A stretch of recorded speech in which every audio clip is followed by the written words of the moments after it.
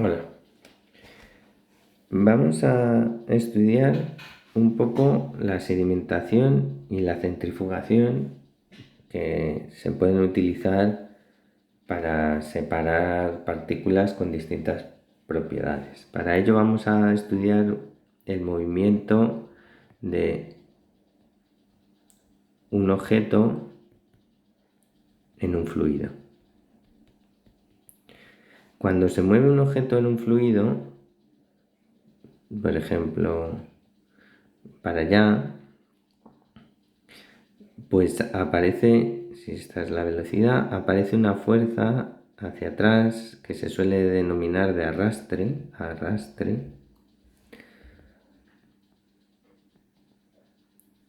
que se opone al movimiento. Es como un rozamiento.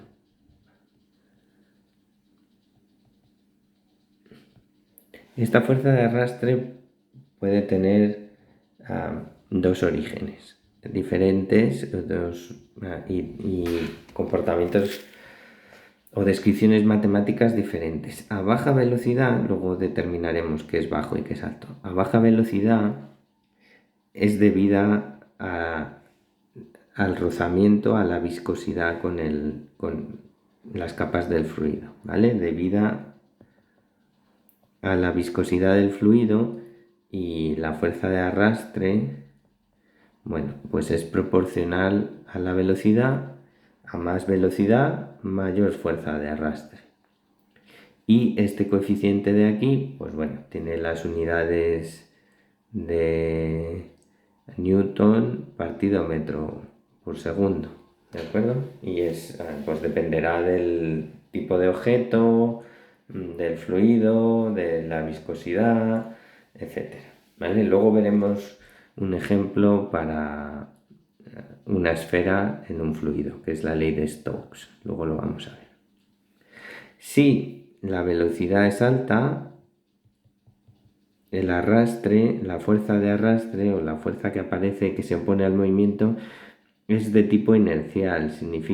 Esto significa que, bueno, para mover este objeto en el fluido tenéis que separar las capas de fluido. Y como las capas de fluido tienen masa, pues eso me cuesta una fuerza. Tengo que hacer fuerzas sobre el fluido. Pero recordad la tercera ley de Newton. Si el objeto tiene que hacer fuerza sobre el fluido, también aparece la misma fuerza del fluido sobre el objeto, ¿vale? Entonces esto es debido a la inercia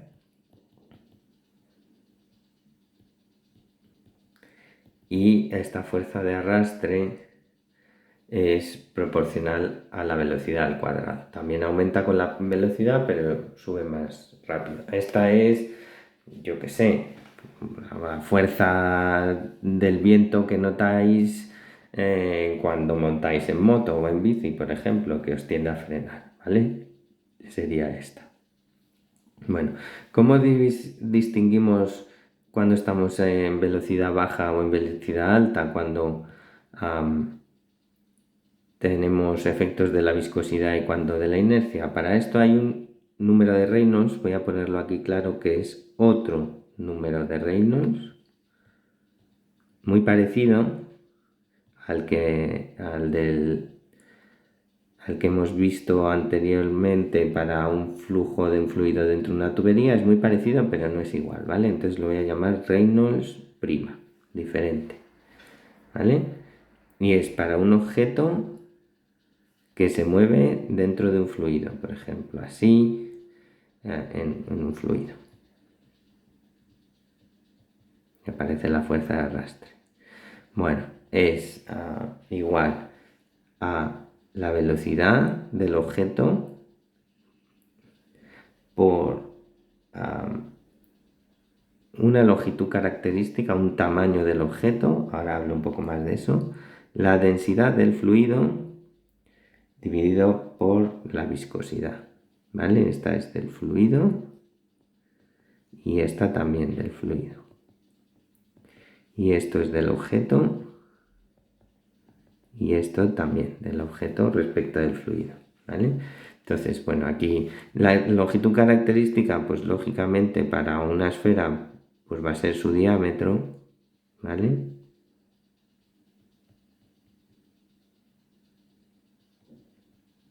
Y si tuviera otra forma, pues si fuera un cubo, por ejemplo, pues sería el lado o algo así.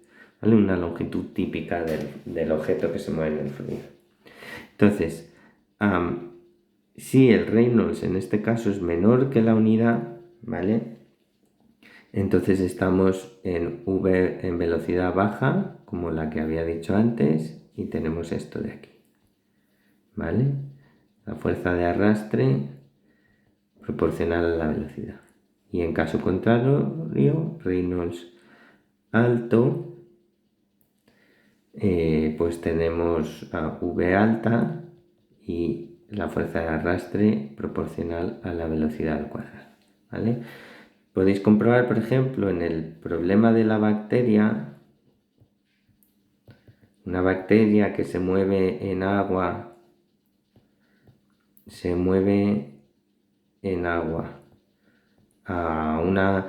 tiene un tamaño de una micra y se mueve a una velocidad de micras por segundo, con la densidad, el valor de la densidad del agua y de la viscosidad del agua, que lo podéis buscar en Wikipedia o en internet en general. Con esto podéis comprobar que estamos en esta situación, que es la fórmula que se usa, vamos, en esta situación, Reynolds menor que 1, que es y por tanto podemos utilizar esta fórmula, que es la que se usa en ese problema.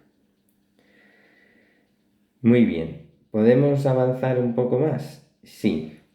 Como os decía, este coeficiente podemos decir algo de él. Entonces, en la situación en la que tengamos Reynolds menor que 1, Reynolds prima menor que 1, y para una esfera, solo para una esfera, pero es lo único que vamos a considerar aquí, ¿vale? De radio R podéis encontrar el valor de este coeficiente B, ¿vale? Eso lo hizo Stokes.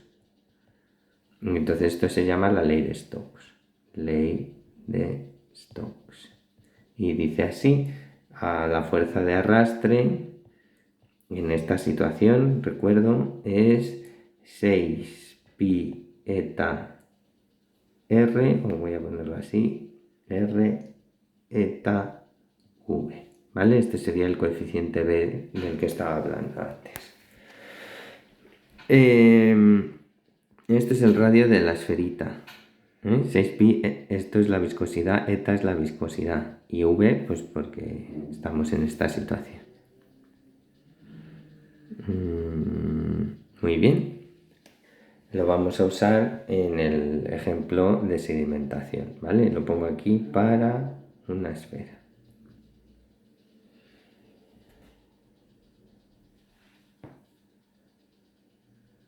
Bien, veamos entonces en qué consiste la sedimentación. Para ello supongamos una partícula más o menos esférica que está sumergida en un fluido.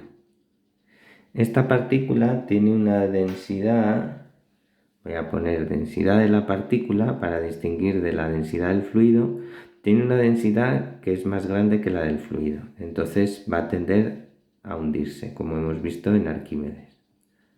¿Vale? Tendrá, ¿qué fuerzas aparecen? Aparece su peso, aparece un empuje, pero como la densidad de la partícula es mayor que la del fluido, eso significa que peso es mayor que empuje y se hunde, ¿vale? Entonces, imaginaos que la tenéis aquí inicialmente, empieza a hundirse y cada vez va, al principio tiene velocidad inicial cero, si yo la pongo ahí, por ejemplo, ¿no? Entonces empieza a hundirse porque el peso es mayor que el empuje y tiene una aceleración hacia abajo y empieza a bajar. Y va aumentando su velocidad, lógicamente, tiene una aceleración hacia abajo. La aceleración inicialmente es P menos E igual a masa por aceleración, entonces tiene una aceleración hacia la dirección de P. Vale, ¿qué pasa entonces cuando acelera? Que aumenta su velocidad, pero amigo, cuando aumenta su velocidad, además del peso y empuje, aparece la fuerza de arrastre, porque es proporcional a la velocidad. 6pi eta r v. Y a medida que va adquiriendo más velocidad, esta fuerza va creciendo y creciendo, hasta que llega a una situación de equilibrio de fuerzas. ¿Vale? Cuando se equilibra el peso con las fuerzas de arrastre y el empuje, estamos en una situación de equilibrio de fuerzas. Voy a poner B por V de momento. Esto sería general para cualquier coeficiente B. Pues tenemos esta situación. Eso quiere decir, esto es la suma de fuerzas, esto es igual a masa por aceleración. Eso significa que la aceleración es constante, es cero, y que la velocidad es constante. Es decir, ya llega cuando se da esta situación, ya el objeto va a caer a velocidad constante todo el rato, ya no va a acelerar más porque la aceleración es cero, entonces su velocidad ya es constante. A esa velocidad se llama velocidad de sedimentación o a veces velocidad terminal, ¿vale? Porque ya es el final, ya no cambia más. ¿Podemos calcular, podemos dar un valor para esa velocidad? Pues sí, vamos a dar un valor en la situación de Reynolds menor que 1, ¿vale? ¿De dónde sacamos la velocidad? Pues de esta ecuación.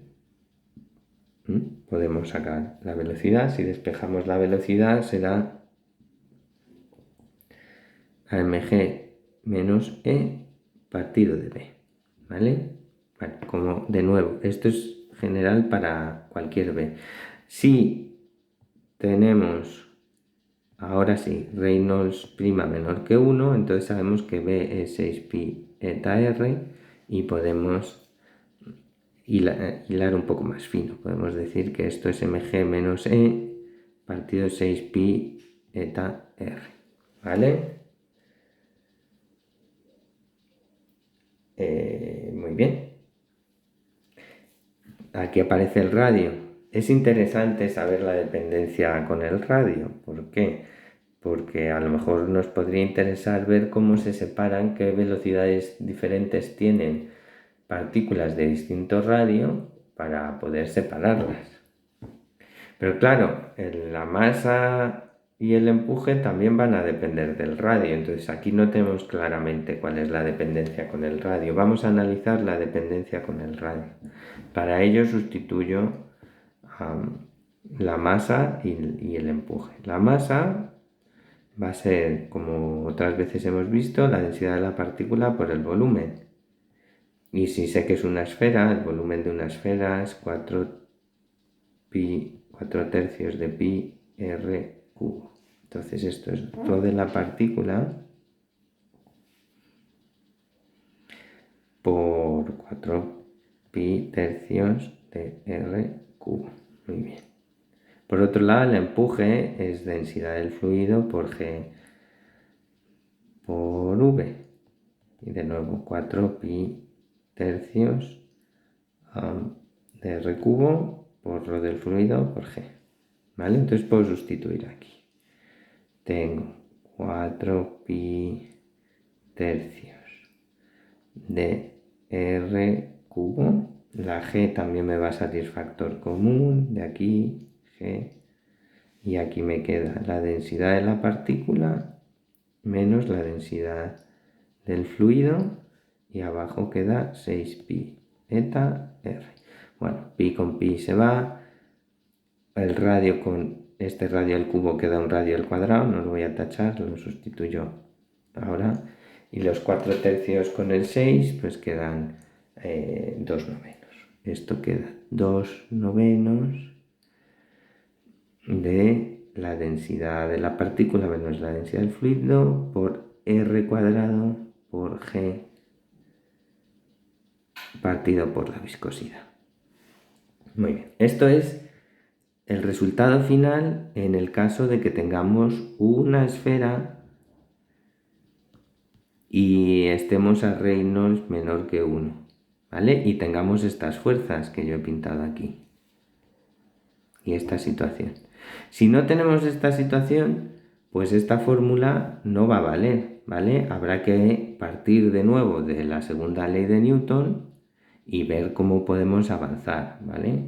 No necesariamente siempre para todo objeto y en toda situación esta fórmula es válida. Os tenéis que dar cuenta cómo la he deducido. La he deducido de la segunda ley de Newton y luego he ido sustituyendo cosas, que el reino será este y que la partícula era una esfera. Entonces, cuando no se cumplan esos, esta no se va a cumplir, ¿vale? Bueno, hecha esta advertencia, ¿qué nos dice esta fórmula? Pues nos dice lo siguiente, ¿vale? Que vamos a utilizar en la sedimentación. Interesante. Bueno, depende del radio al cuadrado. Entonces, para partículas diferentes que tengan, por ejemplo, una densidad parecida, densidad de partícula parecida, pero radio muy diferente, tendrán velocidades de sedimentación distintas, así que las vamos a poder separar, ¿vale? Las partículas con radio más grande tienen una velocidad más grande y entonces quedarán más abajo en una sedimentación que las más pequeñas, ¿vale? La velocidad crece con el radio, lo vemos aquí. Para partículas de densidad similar, las más grandes tienen una velocidad mayor. Si el tamaño es igual, si tenemos partículas de radios parecidos, igual las más densas tienen velocidades mayores. Lo vemos también aquí. Para radios similares, pues a mayor densidad, mayor velocidad de sedimentación. Y en general, bueno, en general depende de esta combinación, ¿vale? En general depende de cuánto valga esto, cómo se separan las partículas. Muy bien, ya casi hemos acabado. Este está quedando un poco largo. Bueno, ¿qué pasa si la sedimentación es demasiado lenta? La sedimentación está, veis aquí, depende de la aceleración de la gravedad. Si las velocidades son muy bajas, pues eso significa que tenemos que esperar tiempos muy largos para separar las partículas. A lo mejor tenemos prisa y queremos hacerlo más rápido. La manera es aumentar la velocidad centrifugando, metiéndolo en una centrifugadora. ¿Qué pasa en una centrifugadora? Pues yo tengo mi muestra dando vueltas y aparece una aceleración que se llama centrífuga, que puede ser muy alta, será más alta cuanto más rápido gire la partícula, ¿vale? Y también depende del radio. Entonces, la muestra, quiero decir, aquí tengo la muestra con mis partículas, ¿vale? Si yo consigo una aceleración centrífuga muy grande, voy a tener velocidades de sedimentación mayores, ¿vale? Entonces, en centrifugación podemos usar la misma fórmula dando cuenta de lo siguiente. Si la aceleración centrífuga es muy grande, la aceleración que produzca G pues va a ser a lo mejor totalmente despreciable, va a hacer que caigan un poquito así, pero muy poco, entonces la puedo matar. Entonces, si yo hago eso, lo que me queda es mi tubo de ensayo, o mi muestra, mis partículas sedimentando con una aceleración así que juega el papel de la G antes, ¿vale? Igual voy a tener aquí un peso que va a ser MAC, voy a tener un empuje que también va a ser la densidad del fluido por la aceleración centrípeta por el volumen, etcétera, y una fuerza de arrastre, todo va a ser exactamente igual sustituyendo AC por G. Entonces puedes usar la misma fórmula, 2/9 a densidad de partícula menos densidad del fluido por R cuadrado partido por la viscosidad, si no recuerdo mal, está bien, sí, Y aquí en vez de G sustituyo la aceleración centrífuga, ¿vale? Y es la misma fórmula. Entonces solo hay que calcular el valor de la aceleración centrífuga. Bueno, ¿eso cómo se hace? Bueno, la manera más fácil es cuando te dicen la aceleración centrífuga es equivalente, yo qué sé, a 5 G, 5 veces la de la gravedad. Pues ya está, meto ahí 5 veces G y listo, eso es lo más fácil. Lo que pasa es que no siempre se da así.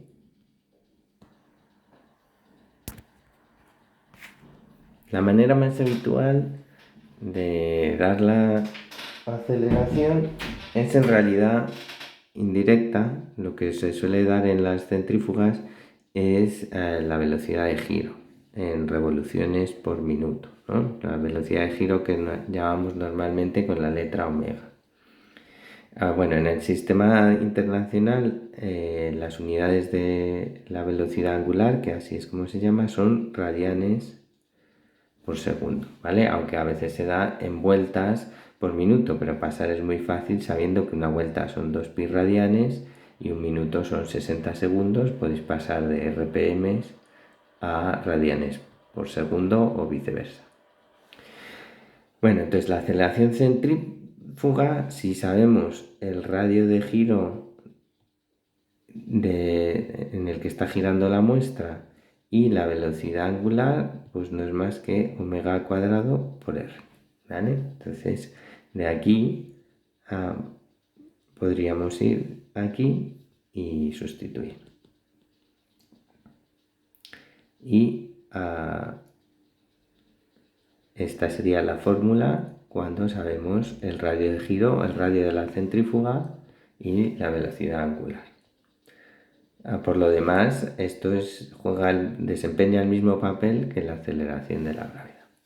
Lo que pasa es que, como veis, puede ser muy grande si el radio es suficientemente grande y la velocidad angular, a medida que vamos aumentando la velocidad angular, pues esto puede ser muchas veces la aceleración de la gravedad, lo que nos permite tener velocidades de sedimentación mucho más altas y acortar los tiempos de sedimentación.